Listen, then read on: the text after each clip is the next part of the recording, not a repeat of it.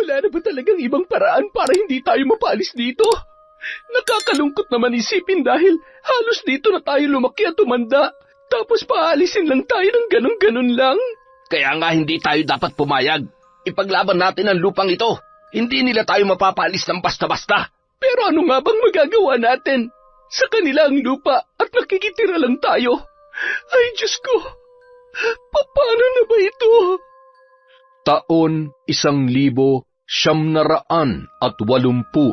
Kalangkang, Marinduque. Masayang naninirahan ang mga tao sa baryo Kalangkang, puno ng saya at pagkakaisa. Walang gulo at anumang alitan. Sa madaling salita, payapa ang pamumuhay ng mga naninirahan doon. Isa sa mga nakatira ay ang magtiyuhin na sina Christopher at Elena. Magkasundo ang dalawa sa lahat ng bagay at kung titingnan ay para na silang mag-ama.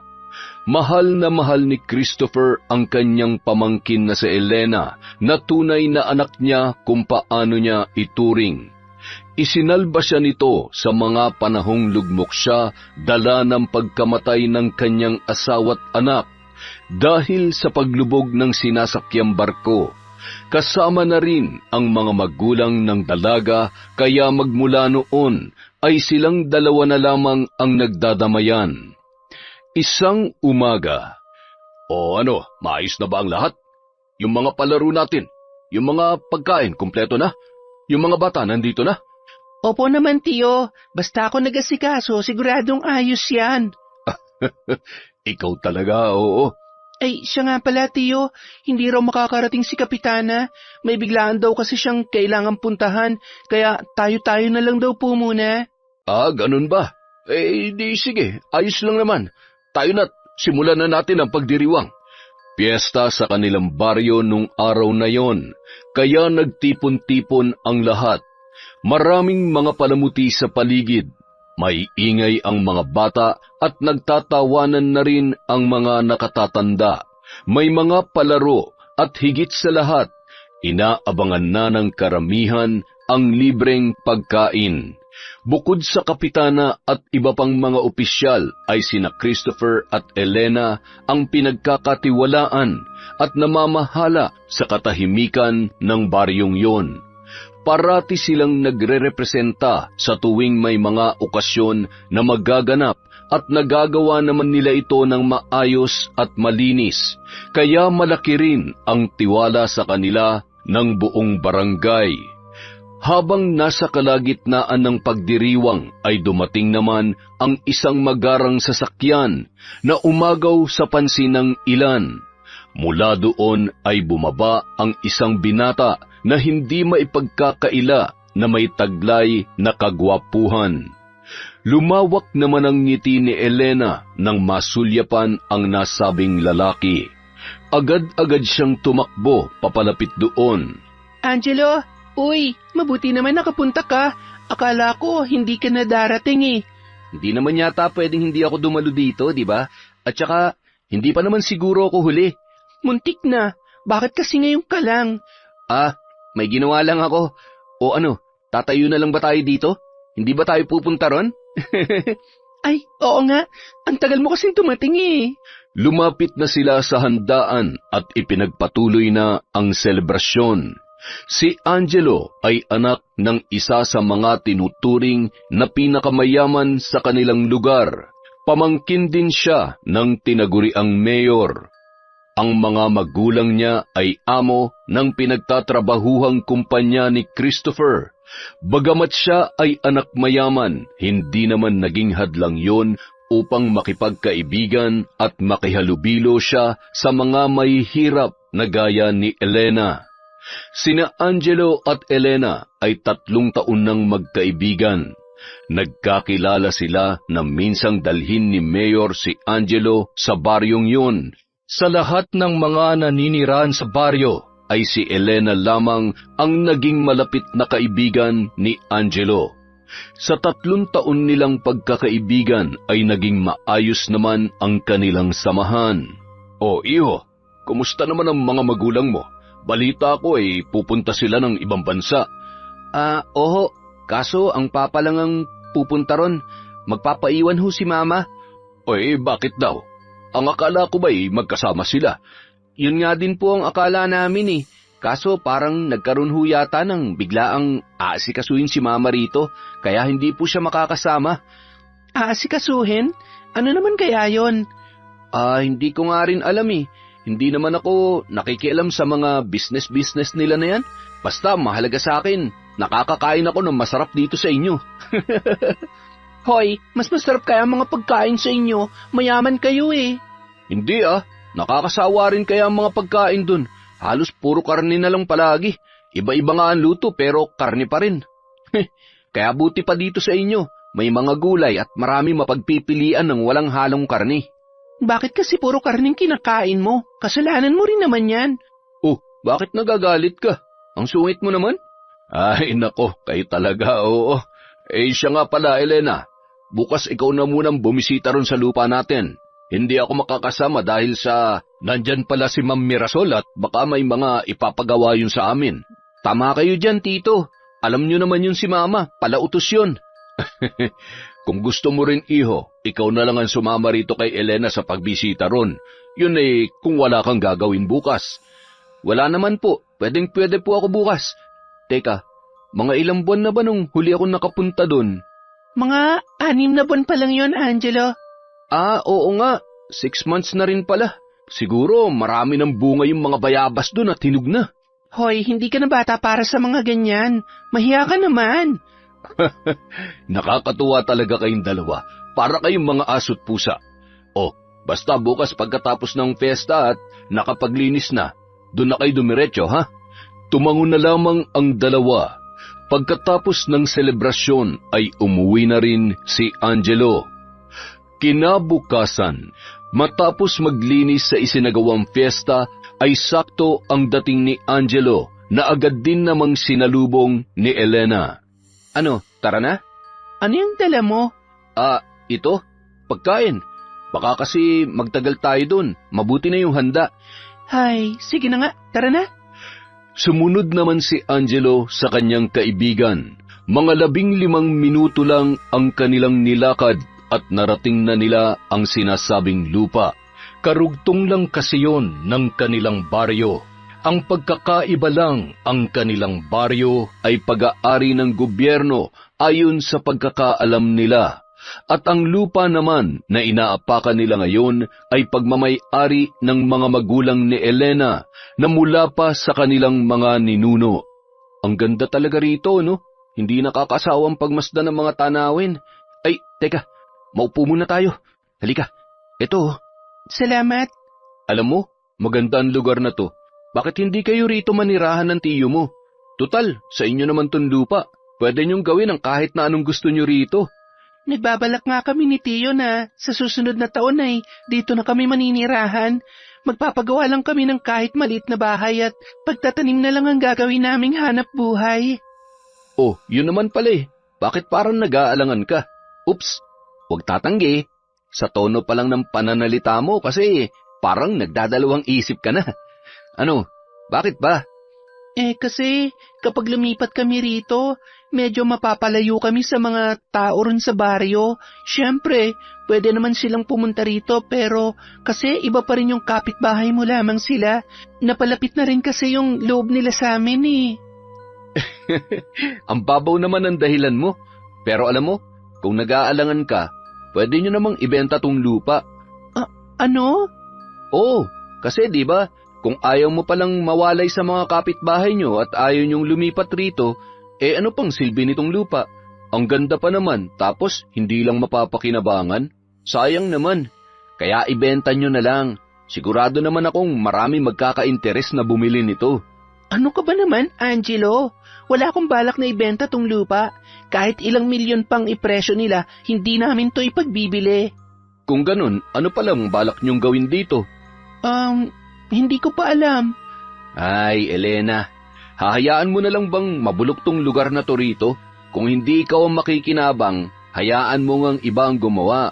Kung wala ka rin naman balak gawin dito sa lupa, ibenta nyo na lang. May kakilala ako na pwedeng bumili nito.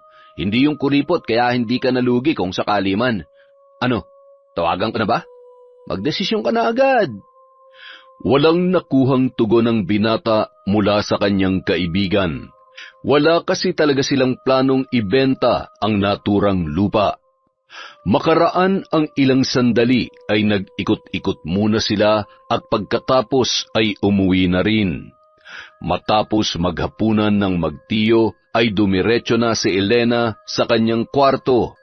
Pagkaupo niya saglit ay bigla na lang siyang napatayo at tumungo sa maliit niyang cabinet. Sa pinakailalim noon ay naroon ang isang envelope na naglalaman ng titulo ng kanilang lupa. Pinagmasdan niya yon at nag-isip kung ano ba talaga ang dapat niyang gawin. Maya-maya pa, nang magpasya siyang ibalik yon, ay naagaw ang pansin niya ng isang kahon katabi ng pinaglalagyan ng mga papeles. Humugot siya ng hininga bago yun inilabas. Sa kahon na yun, nakalagay ang mga luma at mahalagang kagamitan ng kanyang ina. Kasama na roon ang gamit sa pambabarang. Bakit mo inilabas yan? Napalingon siya sa kanyang tiyuhin na nasa tapat ng pintuan ng kanyang kwarto. Lumapit ito kalaunan. Tiyo, kasi wala ho. Tinitingnan ko lang po kung hindi pa inaamag yung mga papeles. Baka kasi... Hindi yon. Yang kahong hawak mo ang tinutukoy ko. Bakit mo inilabas yan? Baka mamaya may biglang pumunta rito at makita yan. Yari tayo. Ito po ba? Pasensya na po. Hindi ko naman po sinasadyang ilabas. Bakit hindi mo na lang kasi itapon ang mga yan? Po? Alam mo, hindi ka tuluyang makakalimot hanggat mayroong ka pang isang bagay na pagmamay-ari ng mga taong wala na. Lalo na yung gamit sa pambabarang ng inay mo. Matagal na rin naman siyang tumigil sa ganitong gawain bago pa siya namatay. Huwag mong sabihing may balak kang sundan ang yapak niya. Tiyo naman, wala po. Wala po akong balak na maging katulad niya na mambabarang. At alam ko rin pong hindi niya rin yun gusto sa akin. Sayang naman po kasi kung itatapon ko na lang tong mga gamit niya. Kapag ginawa ko yun, parang binura ko na siya sa buhay ko. Kaya hindi ko po itatapon ang mga to, Tiyo. Ay, oo siya, sige na. Pero bakit mo pala tinitingnan ang mga papeles? Hindi ako naniniwala sa dahilan mo kanina. Ano bang binabalak mo? Kasi po, sabi po ni Angelo kanina, kung wala rin naman daw po tayong balak na gawin sa lupa, ibenta na lang daw po natin, kesa naman walang makinabang doon. Ano? Sinabi niya talaga yon? Opo, ang totoo, bigla kong naalala na hindi lang pala yun ang unang beses na sinabi niya yun sa akin. Naalala niyo pa po ba nung unang beses natin siyang dinala doon? Sinabi niya rin noon sa akin na maganda ang lugar na yon, kaya ba't di na lang natin ibenta? Nagtataka lang po ako na bakit parang gusto niyang ibenta natin yung lupa. Ay, ewan. Minsan po talaga, hindi ko maintindihan yung lalaking yun. Natahimik si Christopher at hindi agad nakatugon. Tila may kung anong pumasok sa kanyang isipan na kailangan niya pang iproseso. Bakit po, Tiyo? May problema po ba? Wala. Ay, sige na, magpahinga ka na. Itago mo na rin yung mga yan, ha? Matulog ka na rin pagkatapos. Agad yung lumabas na ikinataka ng dalaga, pero nagkibit balikat na lamang si Elena. Matapos ibalik at ayusin ang mga kinuha niya ay humiga na rin siya para magpahinga. Kinabukasan, bumungad agad kay Elena ang kanilang mga kapitbahay na nagtutumpukan sa isang tabi. Tila mayroong mahalagang pinag-uusapan ang mga yon. Anong meron? Lumapit siya sa mga ito at nagtanong. Ang aga-aga naman po, nagchichismisan ka agad kayo? Ano po ba pinag-uusapan nyo? Mukhang seryoso po yan Ay nako, hindi mo pa ba alam, Elena? Ho? Ang alin po? Pinapaalis na tayo na may-ari ng lupang ito. May iniwang kasulatan kay Kapitana kaninang umaga na nagsasaad na pinapaalis na tayo dito. Pinakalat na yun sa buong baryo at ayon, hindi na nga magkaintindihan kung ano na ang gagawin ng mga tao. Pinapaalis ho tayo? Bakit daw ho? Hindi nga namin alam.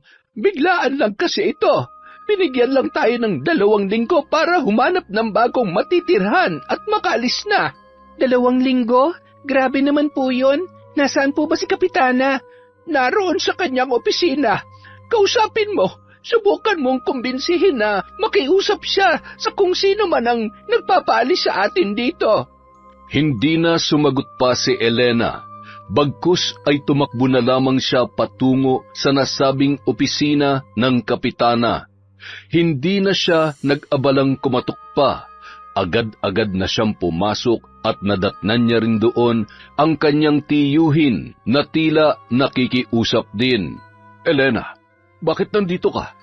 Nabalitaan ko na pong pinaalis na raw tayo dito. Totoo po ba yon? Bakit? Kapitana, ano po ba talaga nangyayari? Sinabi sa akin ni Mayor na bibigyan na lang nila tayo ng 2 linggo para manatili rito. At kapag nandito pa rin tayo, wala na raw silang magagawa kundi ang persahan tayong paalisin. Binabawi na raw kasi na may-ari ang lupa nila dahil siguro may balak silang gawin dito.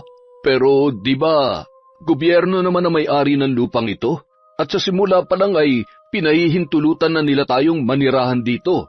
Kaya paanong... Ay, nako. Hindi ko nga rin alam. At wala na rin naman tayo magagawa kundi ang lisanin na ang lugar na ito. Hindi po kami aalis at lalo na mga tao rito.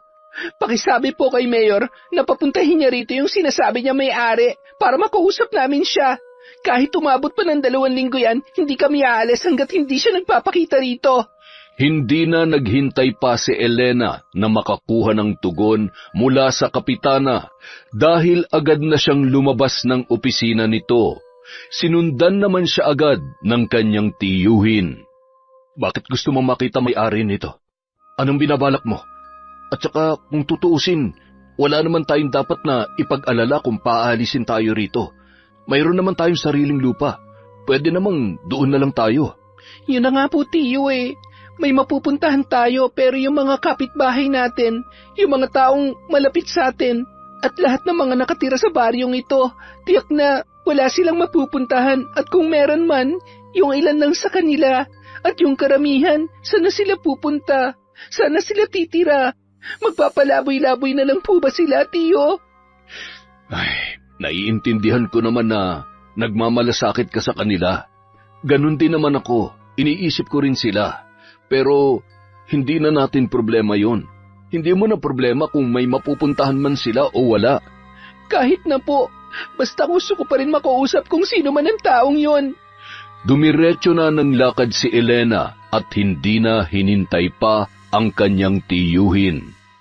Kinabukasan, naging sentro ng atensyon ng mga taga-baryo ang isang magarang sasakyan na paparating. At bumaba mula roon ang isang maganda ngunit medyo may edad ng babae. Nakasuot yon ng mamahaling kasuotan. Teka, hindi ba yan ang ina ni Angelo? Bakit siya nandito?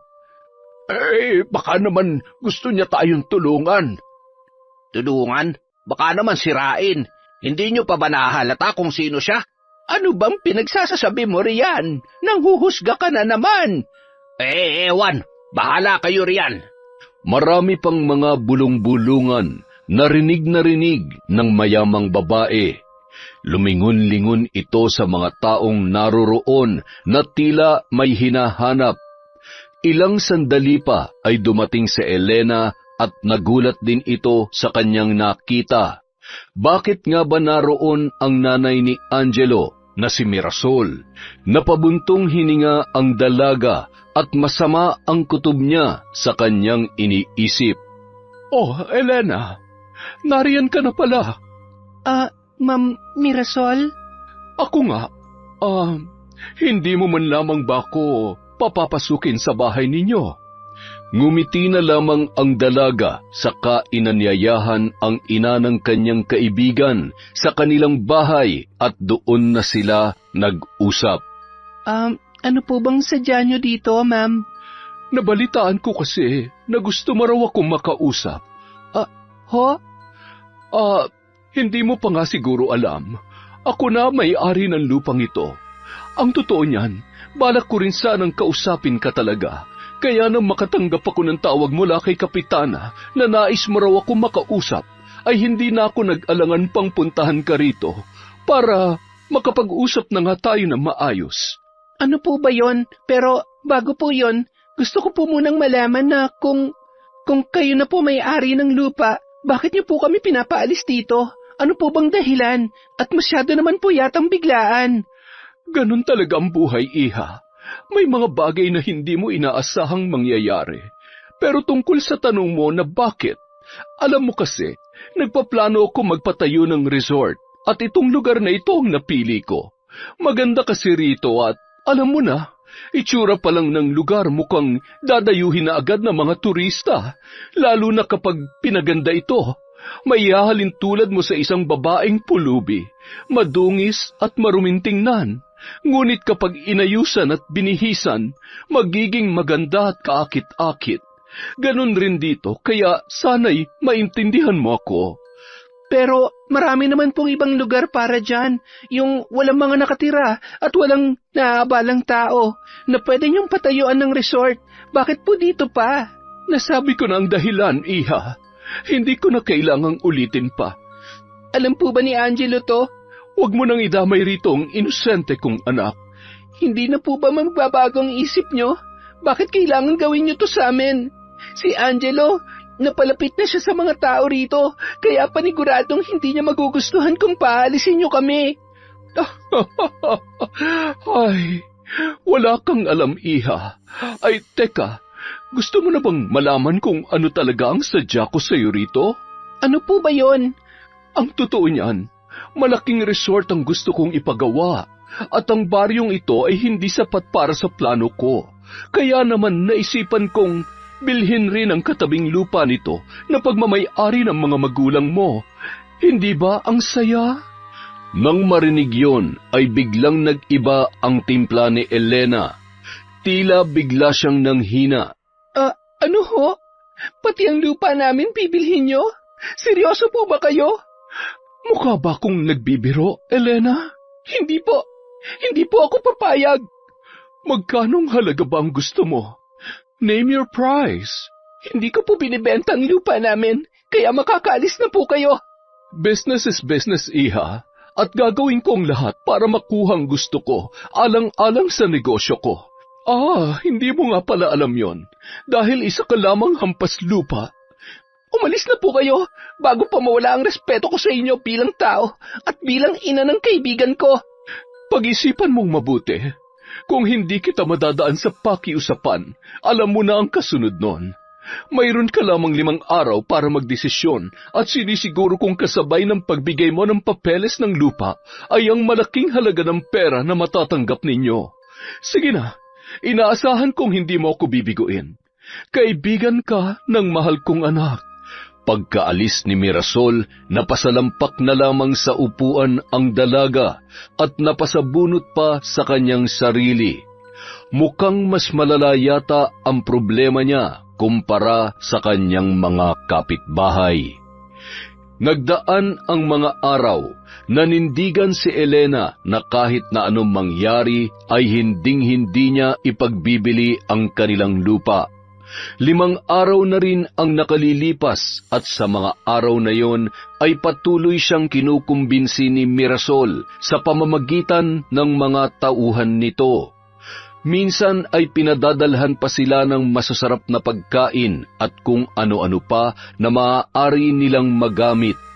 Tinatanggap nila yon, ngunit ibinibigay lamang nila sa kanilang mga kapitbahay. Ang ilan din sa mga taga-baryo ay lumisan na, ngunit gaya ng inaasahan, mas marami talaga ang walang mapupuntahan kung sakaling aalis sila doon. Ang balak sana ng magtiyo ay iimbitahan nila ang lahat sa kanilang lupa para makapagsimulang muli, kaya lamang maging ang kanilang ari-arian ay pinag-iinteresan na rin ng mayamang babae. Pagkatapos ng 5 araw ay muling nagkausap sina Mirasol at Elena, ngunit hindi talaga pumayag ang dalaga. Naging dahilan yon ng pagkagalit ng matanda, kaya padabog itong bumalik sa sasakyan at nagsimulang mag-isip kung ano ang maaari niyang gawin. Isang umaga, nabulabog ang tahimik na pag-aalmusal ng magtiyo na magsisigaw ang isang lalaki mula sa labas. Agad-agad itong nilapitan ni Christopher. "Oh, bakit? Anong problema?" May nasusunog doon banda sa lupa ninyo. Kumakalat na ang apoy. Bilisan nyo! Hindi na nagpatumpik-tumpik pa si Elena at agad na itong tumakbo. Sumunod na rin ang kanyang tiyuhin at ang lalaki. Napatakip na lang ng bibig ang dalaga sa kanyang naabutan. Nagtulong-tulong na rin ang mga taga-baryo para patayin ang apoy. Higit kalahating oras bago nila yun tuluyang naapula. Malawak ang napinsala ng sunog sa kanilang bukid. Ano raw ang pinagmulan ng sunog? Hindi namin alam, Christopher. Mabuti nga at nakita ng mga bata na naglalaro malapit dito na may nasusunog raw. Kaya sinabi agad sa amin at ipinaalam rin namin sa inyo. Nakakapanghinayang. Ang ganda pa naman ng lugar na ito tapos masusunog lang. Alam nyo, sa tingin ko talaga hindi ito aksidente o nagkataon lang. Mayroong nanadya na sunugin ito. Pero ang tanong, sino naman kaya yun? Sino pa ba? E di yung sakim na gustong bilhin ang lupa na ito at gusto tayong parisin dito sa baryo. Kung siya nga, hindi ako makapaniwalang magagawa ito ni Ma'am Mirasol. Alam niyo naman ang mayayaman, mga ganid ang mga yan pagdating sa mga negosyo. Pera na lang kasi ang nagpapaikot sa kanila kaya kahit makagawa na sila ng masama, wala silang pakialam. Ay, dapat sa mga yan tinuturuan ng leksyon eh. Akala siguro nila porke mayaman sila, pwede na nila tayong apak-apakan. Pero ano nga ba magagawa natin? Wala naman, di ba? Mayaman sila, mahirap lang tayo. Bagsak ang balikat ni Elena na naglakad pabalik sa kanilang bahay. Hindi niya lubos maisip na mangyayari yun at nahuhulaan niya na rin kung sino ang may kagagawan noon. Ilang sandali pa, napahinto ang dalaga nang harangin siya ng isang ginang at ng anak nitong batang lalaki. Elena, wala na ba talagang ibang paraan para hindi tayo mapaalis rito? Hindi ba talaga mapapakiusapan si Ma'am Mirasol? 1 linggo na lang kasi ang natitira na ibinigay niyang palugit sa atin. Saan na tayo pupulutin pagkatapos nito? Ay, wala kaming ibang mapupuntahan. Paano na kami? Napaiyak na lang din ang dalaga kasabay ng pagluha ng ginang. Labis siyang naaawa sa kalagayan nito.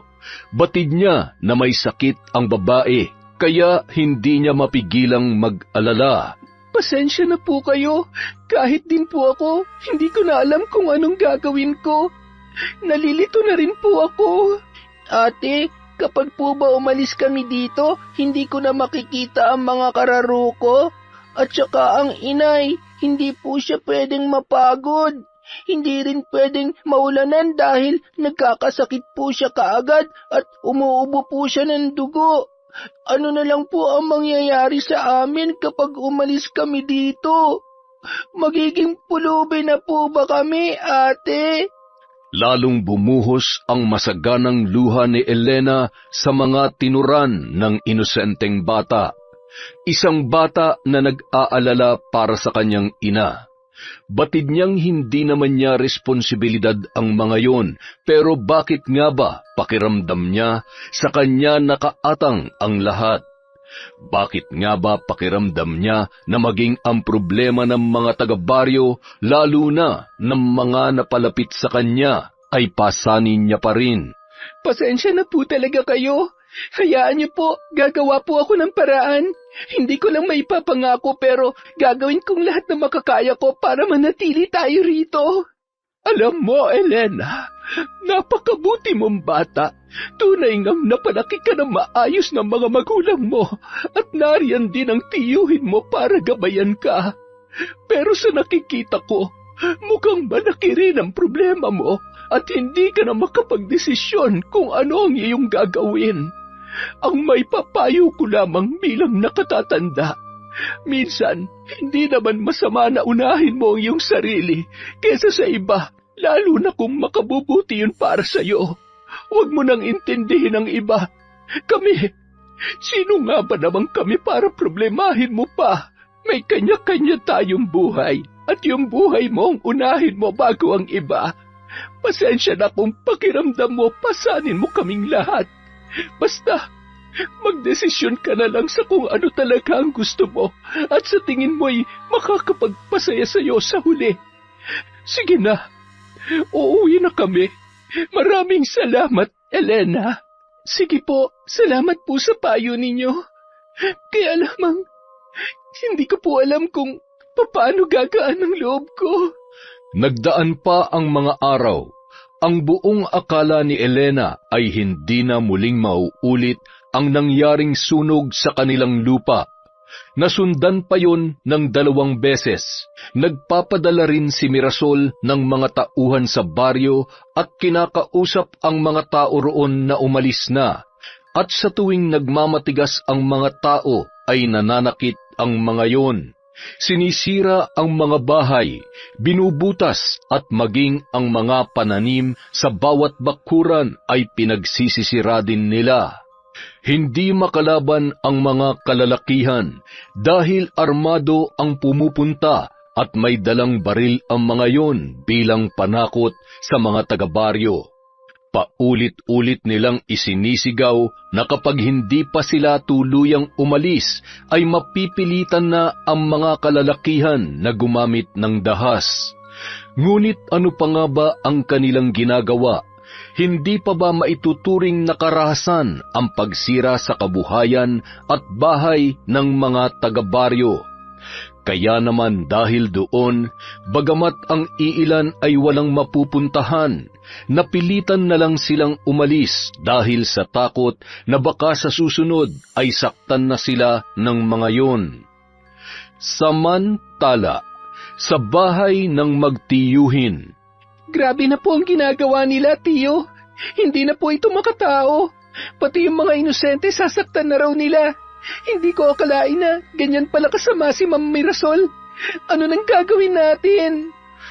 Ang totoo niyan, kinausap niya ako nung isang araw. Ano po? Ano mga sinabi niya sa inyo? Wala namang bago. Dahil hindi kanya makumbinsi, ako na ang kinausap niya. Marami siyang ipinangako na gagawin kung sakaling ipagbibili natin sa kanya ang lupa. Ano naman po ang sabi niyo? Pumayag po ba kayo, tiyo? Ay, nag-alok siya ng 500,000 para sa lupa at magkakaroon tayo ng libreng bahay sa loob ng 1 taon. Bibigyan niya rin tayo ng maayos na trabaho kaya hindi na natin kailangang problemahin ang mga gastusin. Tiyo, huwag niyong sabihin... Hindi. Mali ka nang iniisip. Hindi naman ako pwedeng magdesisyon ng ako lang. Pero, Elena, bakit hindi na lang natin ibigay sa kanya ang gusto niya para wala ng gulo? Tiyo naman, nangako po ako sa mga magulang ko na kahit na anong mangyari, hindi ko ipagbibili ang lupa. At alam niyo rin po na kung nabubuhay lamang sila, yun din ang magiging desisyon nila. Tapos ano, patuloy tayong magmamatigas? Pero wala naman po sila magagawa hanggat nasa atin ang titulo ng lupa. Kahit na anong gawin nila, hindi nila makukuha yon. Hindi nga mapupunta sa kanila, pero nakita mo naman kung anong ginagawa nila. Sinusunog nila. Paano pa natin mapapakinabangan yun? Elena, mayaman sila at maraming pera. Ang sabi niya pa, kung gugustuhin niya talaga maaari niya maangkin sa atin ang lupa kahit wala sa kanyang titulo dahil marami silang koneksyon.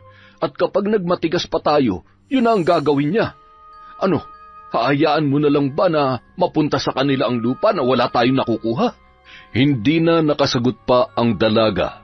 Umiyak na lamang siya imbis na magsalita. Wala na ba talaga silang magagawa para maipaglaban ang kanilang ari-arian? Pakiramdam niya ay wala na rin siyang kakampi dahil maging ang tiyo Christopher niya ay mukhang bumibigay na rin. Ano na ang dapat niyang gawin? at sino ang maaaring makatulong sa kanila. Si Angelo. Bigla na lang yun na isambit ni Elena sa gitna ng kanyang pag-iisip. Oo nga pala, nasaan na ba ang batang yun? Huli ko siya nakita nung bago mag-anunsyo na paaalisin na tayo rito. Bakit nga ba hindi siya bumibisita? Tama, si Angelo. Baka makatulong siya sa atin. Tiyo, kailangan ko po siya makausap. At ano naman tulong ang maibibigay niya sa'yo? Ayoko man tong sabihin pero mukhang maging siya tinalikuran na rin tayo. Basta kailangan ko siyang puntahan. Kakausapin ko siya. Baka sakaling makumbinsi niya si Ma'am Mirasol. Sandali Elena. Bumalik ka rito. Huwag mo nang pag-aksayahan ng oras ang taong yon. Wala kang mapapala sa kanya. Ay, bata ka, oo. Pagkarating ni Elena sa bahay ni na Angelo ay hindi rin siya nakapasok dahil sa mga gwardyang nagbabantay. Ang kulit mo naman. Sinabi na nga hindi ka pwedeng pumasok eh. Umalis ka na lang, miss. Kasi kahit anong gawin mo, hindi ka namin papapasukin. Sige na, umuwi ka na. Gusto ko lang po makausap si Angelo. Sige na po. Saglit lang naman Saka magkaibigan naman po kami. Kuya naman, sige na. Bawal nga kasi. Oh, ayan na pala si Sir Angelo eh. Bumaba sa sasakyan ang binata at akmang lalampasan lang sana niya ang dalagang kanina pa naghihintay. Ano ba yon? Bakit ka ba nandito? Gusto sana kita makausap. Pwede ba? Napabuntong hininga na lamang ang binata. Bahagya silang lumayo sa dalawang gwardya upang hindi marinig ng mga tao ang kanilang pag-uusapan. Bakit hindi ka na bumibisita sa amin? Mahigit 2 linggo na yon na. Yan lang ba sasabihin mo? Alis na ako. Alam mo bang pinapaalis na kami sa baryong yon? Kayo na palang bago may-ari ng lupang yon.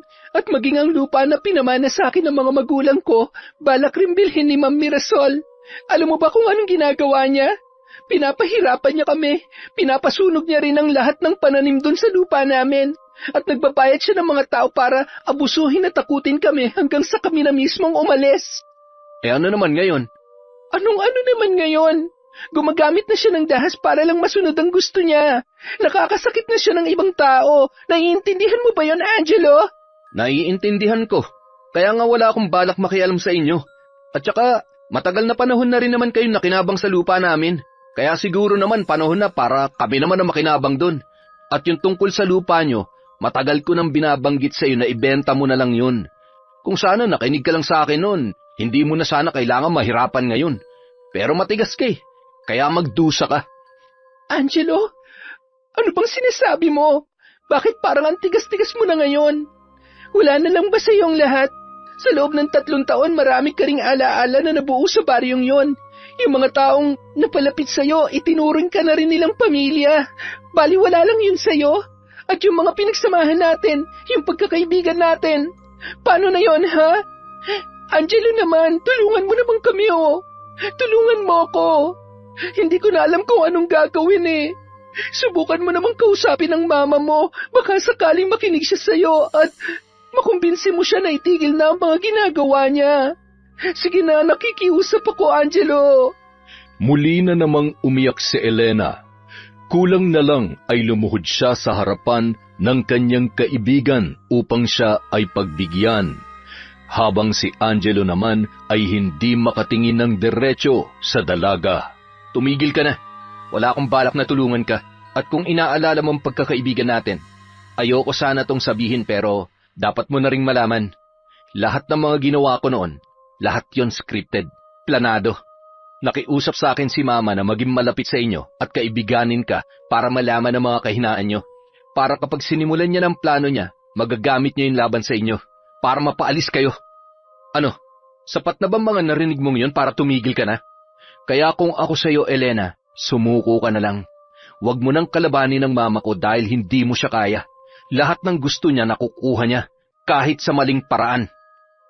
Dalawang magkabilang sampal ang natamo ng binata mula kay Elena, na ngayon ay patuloy pa rin sa pagbuhos ang mga luha. Ang sama mo! Para yan sa panloloko mo sa akin at sa mga taga-baryo. Wala kayong pinagkaiba ng nanay mo. Para kang aso na sunod-sunuran lang sa kanya. Itong tandaan mo, Angelo. Pagbabayaran niyo tong ginawa niyo, lalo na yung ganit mong ina. Hindi ako papayag na dito na magtatapos ang lahat. At higit sa lahat, hindi ako papayag na makuha niyo sa akin ang lupa. Ipaglalaban ko yon kahit ano mangyari, kahit magsama kayo ng nanay mo. Pinagsisisihan kong nakilala kita, Angelo. Bago umalis ang dalaga, nag-iwan ito ng masamang tingin sa lalaki, natulala na lamang ang binata na mabigat ang bawat paghinga dahil sa emosyon na kanina niya pa pinipigilan. Panay ang iyak ni Elena habang patakbong naglalakad pabalik sa kanila. Hindi niya matanggap ang mga sinabi ng itinuring niyang kaibigan. Pakiramdam niya ay napakahina ng kanyang utak para magpauto doon. Sa 3 taon nilang nagkasama at pagiging magkaibigan ay hindi niya akalain na lahat ng ipinapakita nito ay pagpapanggap lamang.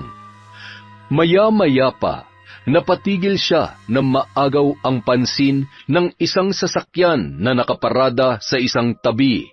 At halos manlaki ang kanyang mga mata nang makita mula sa nakabukas na bintana ang 2 taong naghahalikan.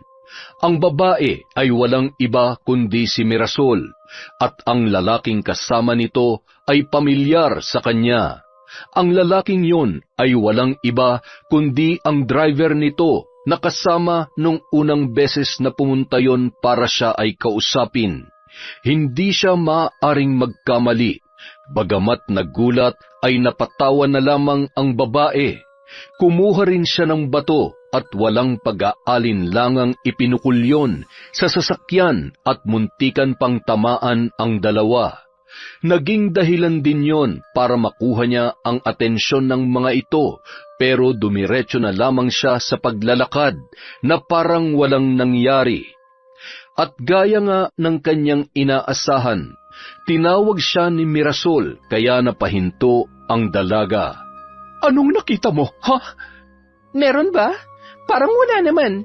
Ang nakita ko lang ay kung gaano kawalang kwentang babae ang nanay ni Angelo.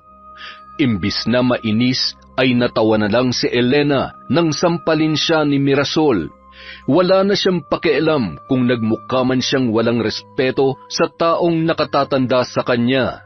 Masyado nang maraming nagawa ang babaeng yun sa kanyang buhay, kaya ang lahat ng respetong natitira para dito ay tuluyan nang nawala. Ang lakas ng loob mo magsalita ng ganyan. Sino ka ba sa akala mo, ha? Grabe ka. Ang tanda-tanda mo na lumalandi ka pa rin. Alam ba to ni Angelo o ng asawa mo? Malamang hindi. Hindi ka naman tanga para magpahuli. Hindi ka lang palaganit sa lupa. Malandi ka rin. Nakakadiri kayo. Bakas sa mukha ni Mirasol ang pagpipigil ng galit. Kulang na lang ay mamula ang kanyang pisngi dahil sa kanyang nararamdaman. Hoy, ikaw, ano bang gusto mo, ha? Ay, teka, huwag mong sabihin gagamitin mo ang mga nakita mo ngayon para lang hindi na ako magpumilit na bilhin ang lupa nyo at palayasin kayo. Sa tingin mo, may maniniwala sa'yo? Wala. Kaya nga wala na akong balak magsalita. Pagod na ako. Gusto mo yung lupa, di ba? Eh di sa'yo na. Bukas na bukas rin dadalhin ko na sa'yo mga titulo nun. Tama si Angelo.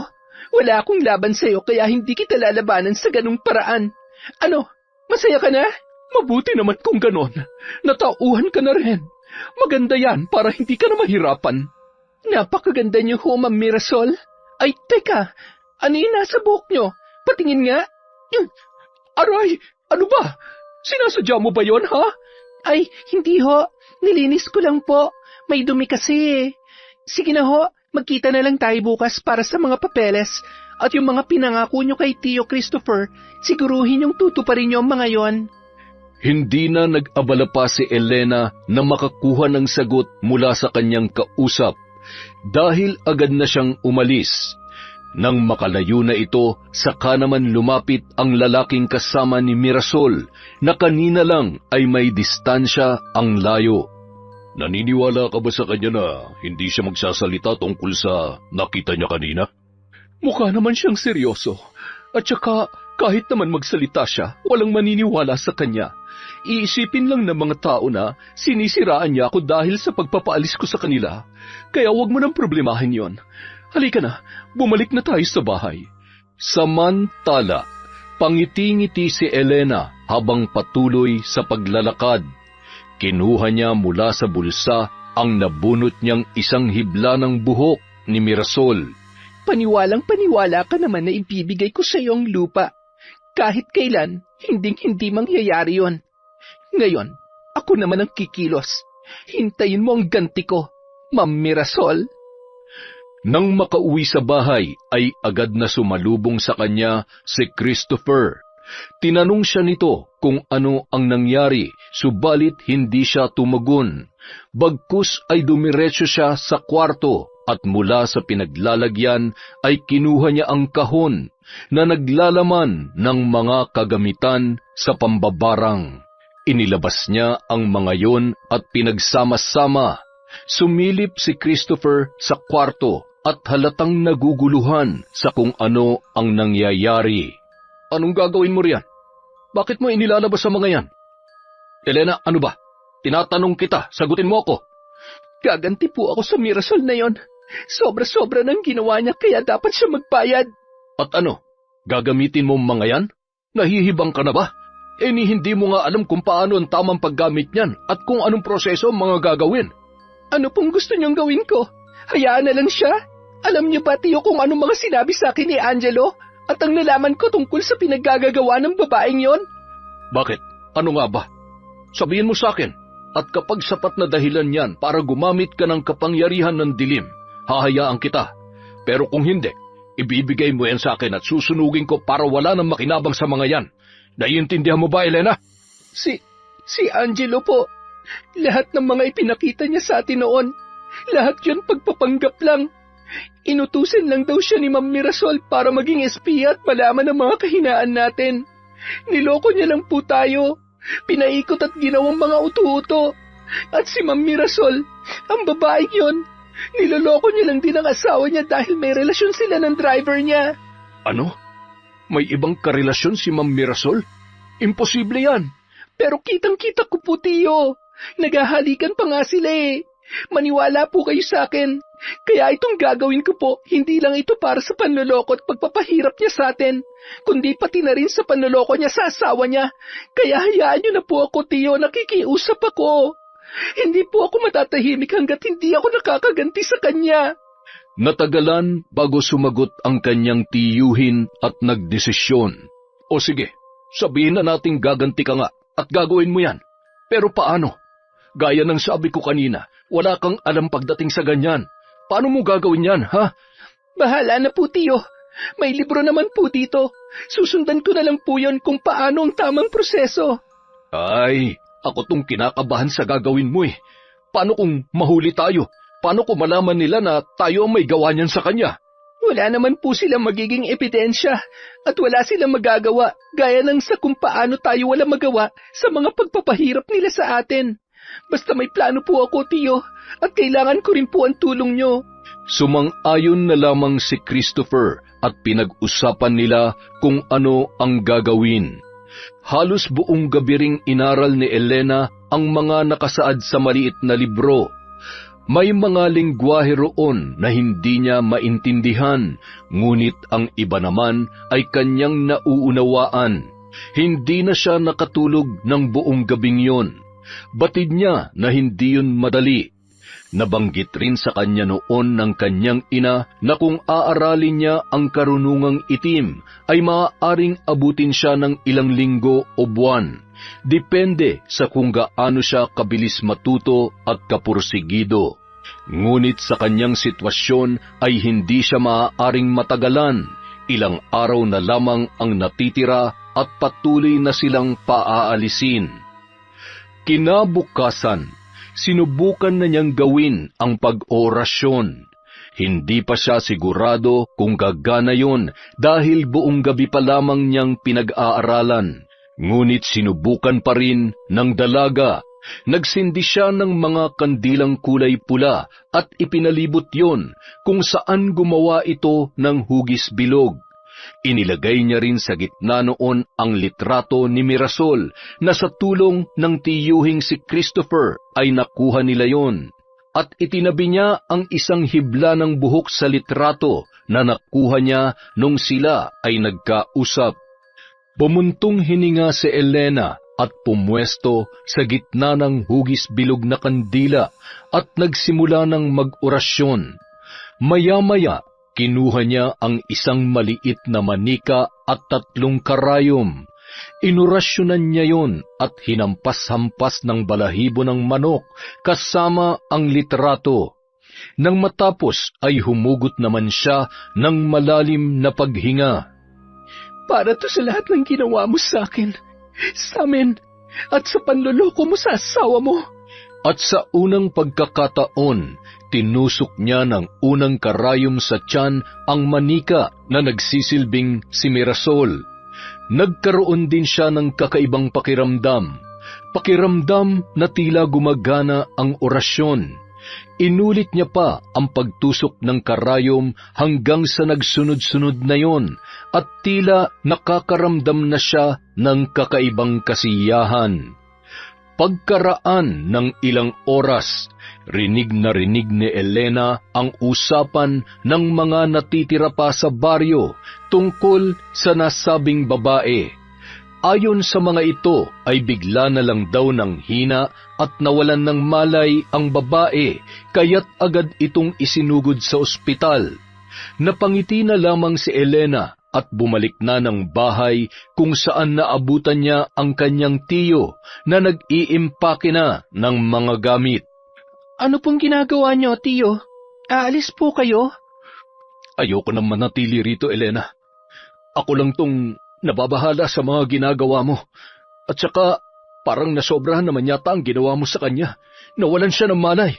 Paano kung may masamang mangyari sa kanya? Paano kung napatay mo na pala siya? Bakit po kayo nag-iisip ng ganyan, tiyo? Hindi ko siya papatayin. Kahit gustong-gusto ko dahil sa ginawa niya sa atin, pinipigilan ko po ang sarili ko. Tama na. Nakaganti ka na, di ba? Sapat na yun. Umalis na tayo dito. Hayaan na lamang natin sila. Gusto ko nang matahimik. Ayoko na ng gulo. Pagod na ako sa lahat ng ito. Mag-impake ka na rin ng mga gamit mo. Bilisan mo na. Hindi po ako aalis dito. Dito lamang po ako. Kung gusto niyo, kayo na lang. Elena! Hindi pa po ako tapos sa kanya. Lalo na ngayon na gumagana ang mga orasyon ko, na kahit halos buong isang gabi ko lang pinag-aralan ng mga yon, nagagawa ko na lang tama. Hindi pa po gumagana ang pakiramdam ko kaya hanggat nandito ang bigat sa dibdib ko, hindi ko siya titigilan. Bahala na po kung ano mangyari, wala na akong pakialam. Elena, ano ba? Sumama ka na lang sa akin. Hindi kita pwedeng pabayaan dito. Pamangkin kita at nangako ako sa mga magulang mo, sa kapatid ko, na babantayan at aalagaan kita. Kaya sige na naman huwag mo na akong pahirapan pa. Pasensya na po kayo, tiyo. Pero sa pagkakataong ito, hindi po ako makikinig sa inyo. Kahit po umalis tayo, hindi pa rin ako matatahimik dahil nasa loob ko pa rin ang bigat. Kaya hayaan niyo po akong gawin kung ano makakapagpagaan sa kalooban ko. O sige, bahala ka na. Mukhang hindi na rin naman kita mapipilit. Basta kung ano man ang gagawin mo, huwag mo pa rin sanang kalimutan maging mabuting tao, gaya ng palagi kong itinuturo sa iyo. Tuluyan na ngang umalis si Christopher at nilisan si Elena. Umiyak na lang ang dalaga. Yun ang unang pagkakataon na mawawalay siya sa kanyang tiyuhin, na itinrato siya na parang tunay na anak.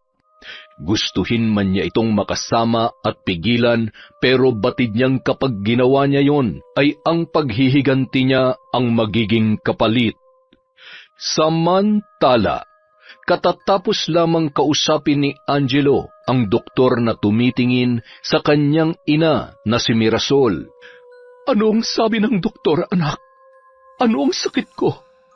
Ano raw bang problema? Bigla akong nakaramdam ng ganoon at hinimatay pa ako. Wala naman daw pong problema, ma. Normal naman daw po ang lahat sa inyo. Eh kung ganoon, bakit yun nangyari sa akin? Hindi ko nga rin po alam pero siguro daw dahil sa pagod. Hindi ba marami kayong inaasikaso nitong nakaraan? Baka dahil doon.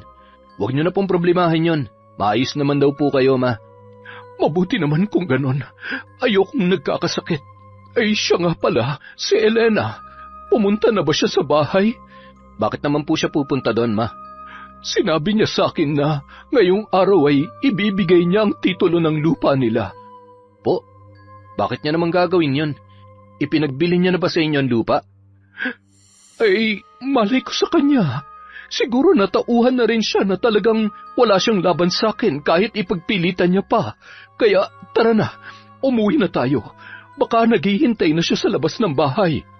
Nang makauwi ang dalawa, ay wala naman silang Elenang nadatnan gaya ng inaasahan ni Mirasol. Si Angelo na lang muna ang naghintay sa labas sa pagdating ng dalaga, ngunit maggagabi na ay wala pa rin si Elena. Pumasok na lamang siya sa loob upang kumain.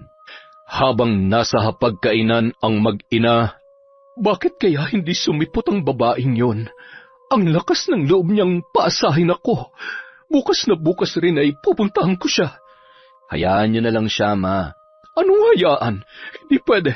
Kung kailan abot kamay ko na ang pinaplano ko sa kapako susuko, malaki-laki na rin ang nagagastos ko para sa proyektong ito, kaya hindi ako pwedeng basta sumuko.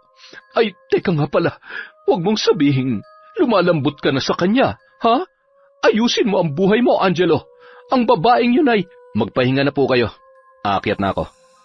naihampas na lamang ni Mirasol ang kanyang palad sa lamesa. Mukhang lumalambot na ang kanyang anak.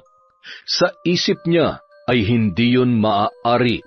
Kailangan niyang gumawa ng paraan upang kamuhian nito ang mga taga-baryo, lalong-lalo na si Elena.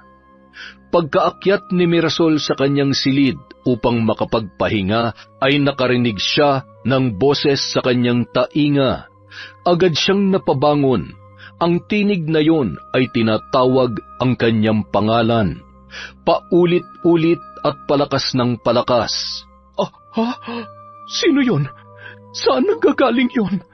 Tinakpan na lamang niya ang kanyang tainga upang hindi niya yun marinig.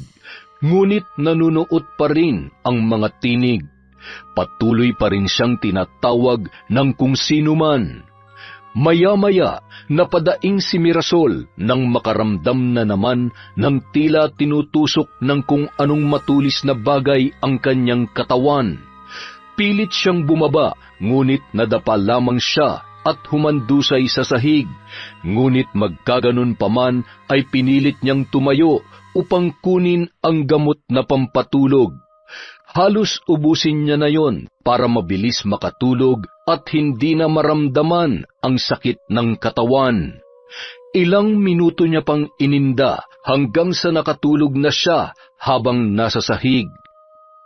Kinabukasan, nataranta ang mga katulong nang abutan ang kanilang amo na nakahandusay na parang isang bangkay. Tawagin niyo si Sir Angelo! Bilisan niyo! Naku naman po, madam! Pagdating ni Angelo, agaran niyang lumapit sa kanyang ina. Nang akbang bubuhatin na nila, ay bigla naman yung nagising.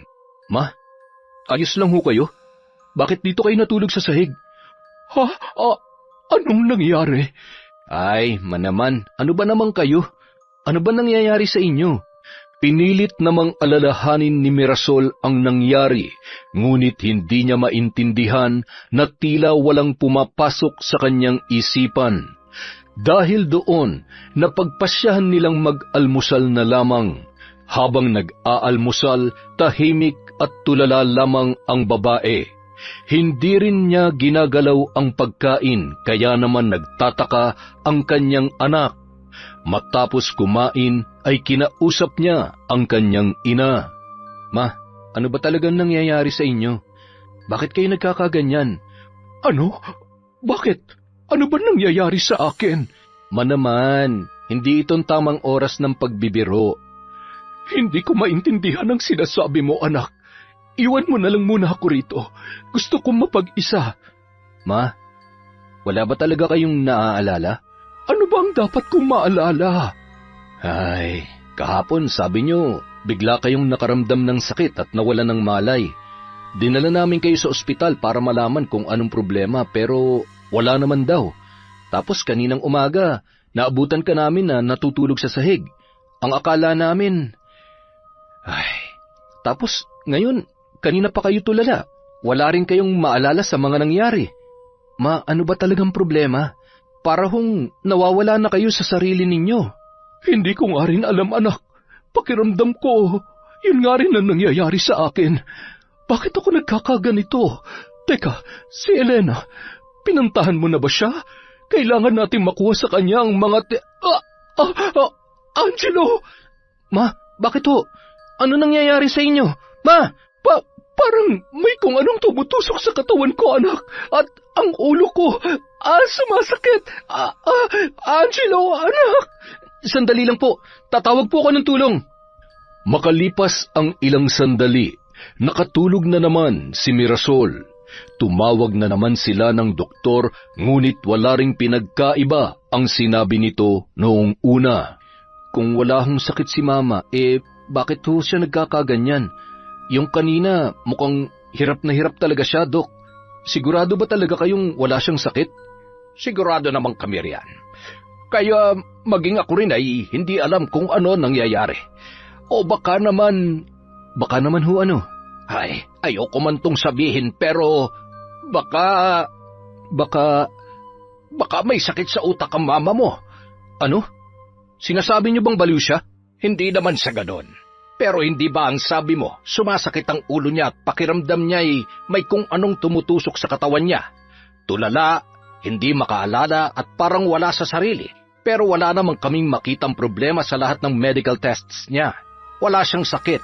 Baka naman hallucination niya lang ang lahat ng yon. Baka sa dami niyang iniisip kaya siya nagkakaganon. Ibig niyo po bang sabihin may tsansa na mabaliw si Mama?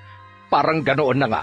Kadalasan kasi, ganoon ang pinagmumula ng pagkasira ng isip ng isang tao hanggang sa mabaliw na. Ay nako. O siya, sige, mauna na ako. Tawagan mo na lamang ako kung sakaling magkakaproblema ulit. Sige po, salamat po sa pagpunta ninyo.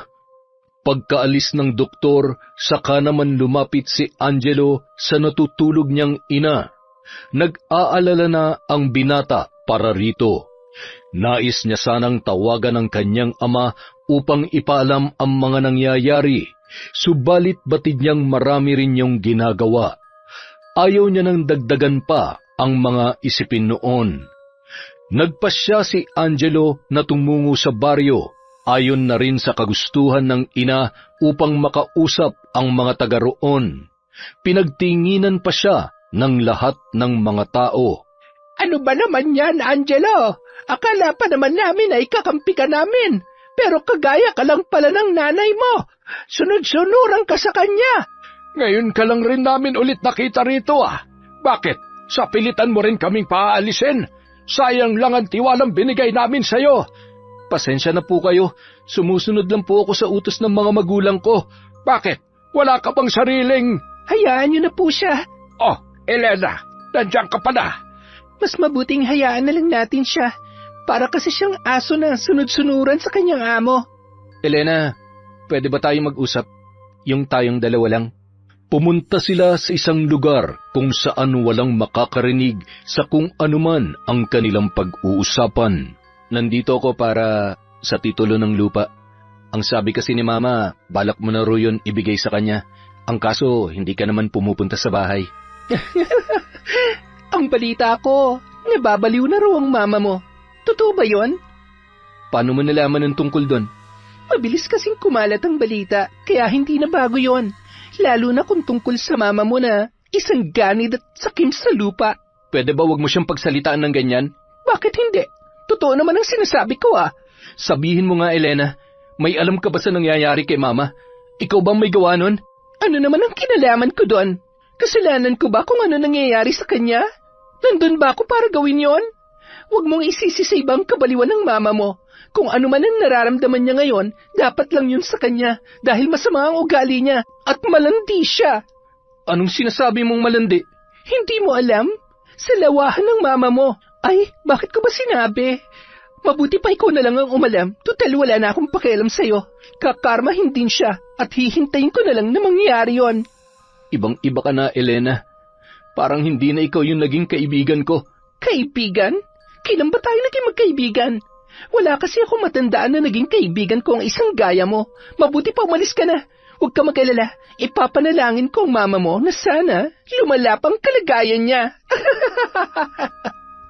Napabuntong hininga na lamang ang binata nang iwanan na siya ni Elena. Bumalik na lang siya sa bahay para matingnan ang kanyang ina. 2 araw pa ang lumipas. Nagpatuloy pa rin sa sitwasyong yon si Mirasol. Gabi-gabi na lang ay nakakarinig siya ng mga tinig na tinatawag ang kanyang pangalan. Nakakaramdam ng sobrang lamig sa katawan kahit na balot siya ng kumot. Minsan rin ay hindi na nakakakain sapagkat isinusuka niya lang ang lahat pagkatapos. Sa loob ng 3 araw na ganoon ay mabilis na namayat si Mirasol at nanghihina na rin ito. May mga pagkakataon pa na para na itong isang tunay na baliw. Hindi na rin alam ni Angelo kung ano ang kanyang gagawin. Hanggang sa isa sa kanilang mga katulong ang nakapagsabi na baka raw binabarang ang kanyang ina. Ano? Seryoso ka ba dyan? Opo, sir. Kasi di ba kahit ipatingin nyo na siya sa mga doktor ay wala namang sakit na nakikita sa kanya. Isa lang po ang ibig niyang sabihin. Malamang ay yun na nga nangyayari sa kanya. Ginagamitan siya ng itim na salamangka ng kung sino man. Itim na salamangka?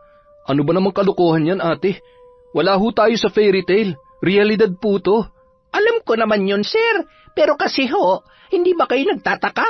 Wala namang problema sa kanya, kaya bakit siya nagkakaganyan? Alam niyo po, ganyan din ang nangyari sa pamangkin ko noon. Halos magkaparehas lang sila ng mga sintomas na binabarang ang isang tao. Mabuti na nga lang po at albularyo noon ang lula ko, kaya naagapan siya bago lumala ang kanyang kalagayan. Kaya sir, sige na po, wala naman pong masama kung susubukan niyo lang.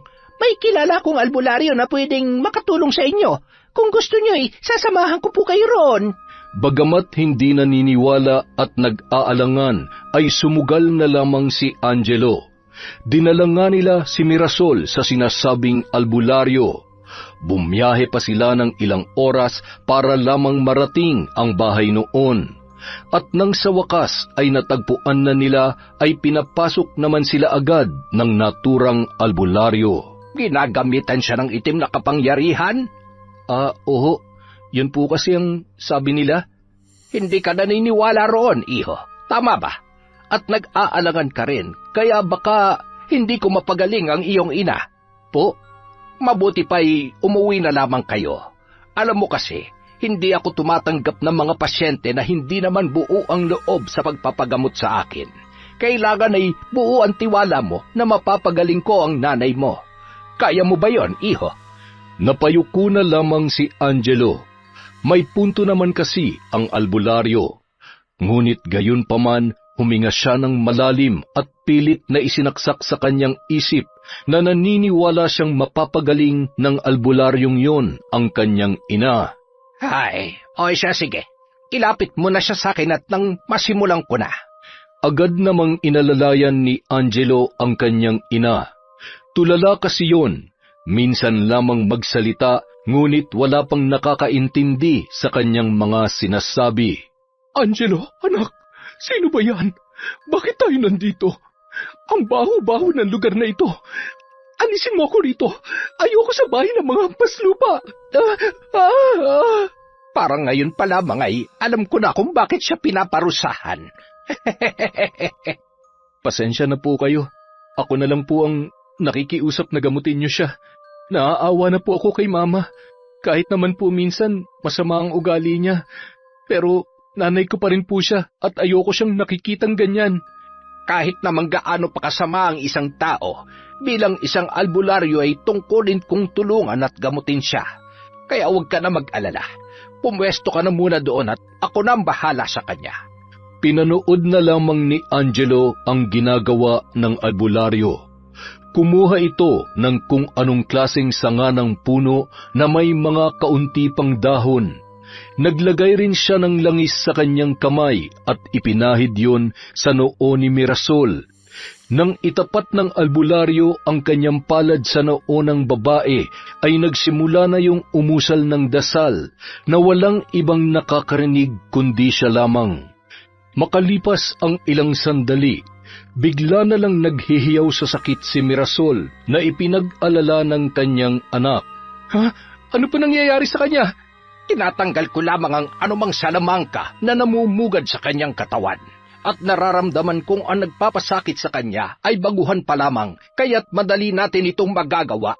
Napatango na lamang ang binata. Muling nagpatuloy ang albularyo, ngunit makaraan ang ilang sandali ay bigla na lamang itong tumalsik ng bahagya na muntikan pang mawalan ng balanse. Ayos lang po ba kayo? Nag-aalalang tanong ni Angelo na lalapit na sana, ngunit pinigilan lamang siya ng albularyo. Kahit pala baguhan lamang ang gumagawa nito ay malakas na rin siya. Pero huwag ka mag-alala. Marami na ako nakaharap na higit namang mas malakas sa kanya, kaya hindi mo ko kailangang alalahanin. Siya nga pala, iho. Alam mo bang may paraan para maibalik natin sa kanya ang ginagawa niya sa iyong ina?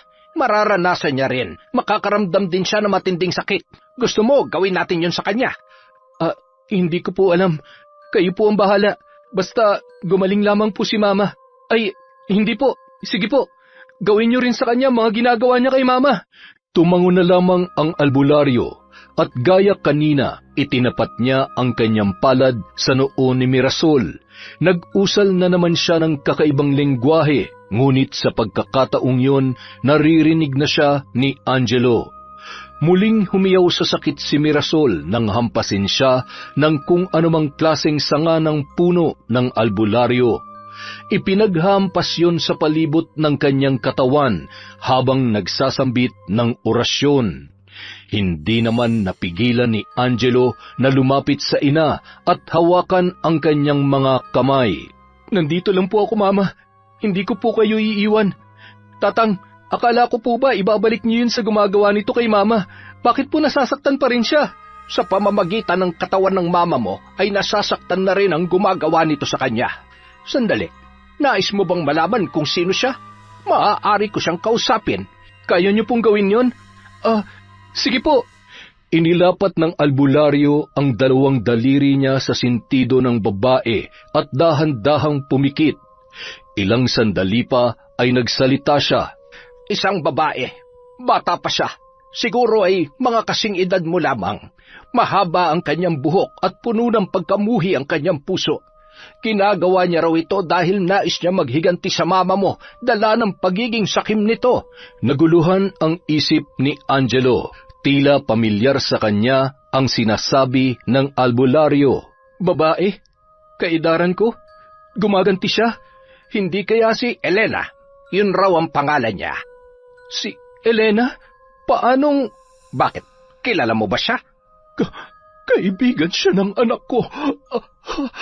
Ang babaeng bruha na yun. Siya palang may gawa ng lahat ng ito. Mama, ayos na po kayo? Wala na po ba masakit sa inyo?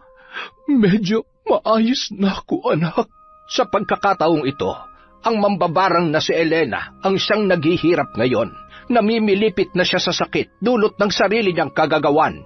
Magtatagal rin ng ilang araw ang paghihirap niyang yon. Kaya naman... Tama na po! Itigil na natin to! Hayaan na po natin siya. Huwag niyo na po siyang saktan. Hindi pwede, anak. Kailangang magbayad ang babaeng yun sa mga ginawa niya sa akin. Ang lakas ng loob niya. Kung tutuusin, kasalanan din po naman natin kung bakit niya ginawa yun. Hindi naman ho siya masama eh. Biktima lang din po siya. Kaya nakikiusap po ako sa inyo, Tatang. Binabawi ko na mga sinabi ko kanina. Huwag niyo na siyang pahirapan, pakiusap po. Hindi. Hoy, ikaw. Pahirapan mo ang babaeng yon. Babayaran kita kahit na magkano. Basta makita ko siyang tama na, Ma. Alam ko rin po ang totoo na niloloko niyo si Papa at maging ako na anak niyo.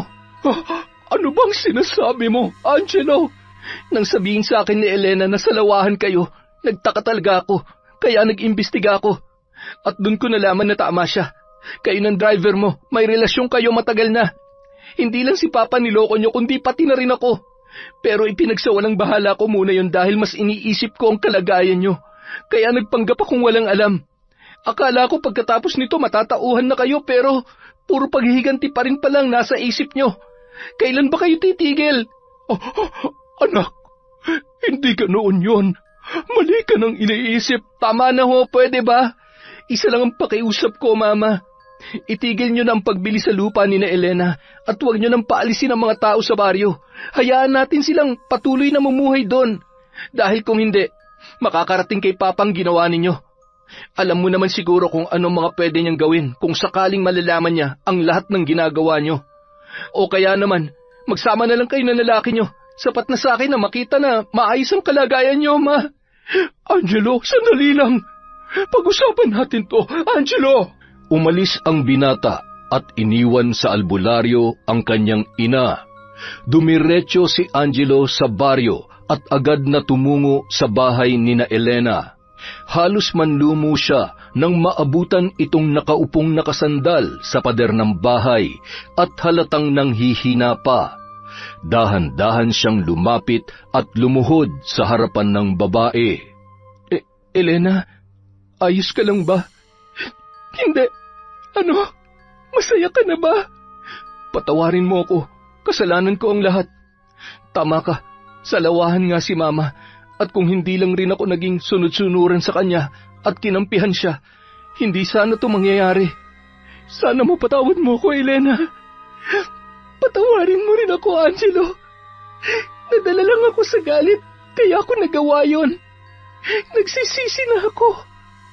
Napagtanto ko na hindi pala tama ang gumamit ng ganong paraan. Akala ko magiging masaya ako pagkatapos, pero... Lumapit sa kanya si Angelo at niyakap na lamang nito ang babae. Ayos lang, naiintindihan ko. Hayaan mo, ako na mismo gagawa ng paraan para matapos ng lahat ng ito. Babawi ako sa inyo, lalong-lalo na sa iyo. Ha? Sorry talaga, Elena. At gaya nga ng ipinangako ni Angelo, ang lahat ng naninirahan sa baryong yon na umalis ay ipinahanap niya at inimbitahang bumalik muli. Sina Mirasol naman at ang lalaki nito ay magkasamang pinalayas sa kanilang bahay. Nalaman ng ama ni Angelo ang mga pinaggagawa nito at ang pag-ipot sa kanyang ulo, kaya naman hindi ito nagdalawang isip na palayasin ang kanyang asawa nang walang kahit na anong dala mula sa kanyang kayamanan. Magkasamang umalis si Mirasol at ang driver at wala nang nakakaalam kung saan sila nagtungo. Bagamat nalulungkot ang binata, wala naman siyang magagawa basta't ang padre de pamilya ang nagdesisyon. Isa pa, naisip niya rin na baka karma lang yon ng kanyang ina sa mga masasamang gawain nito.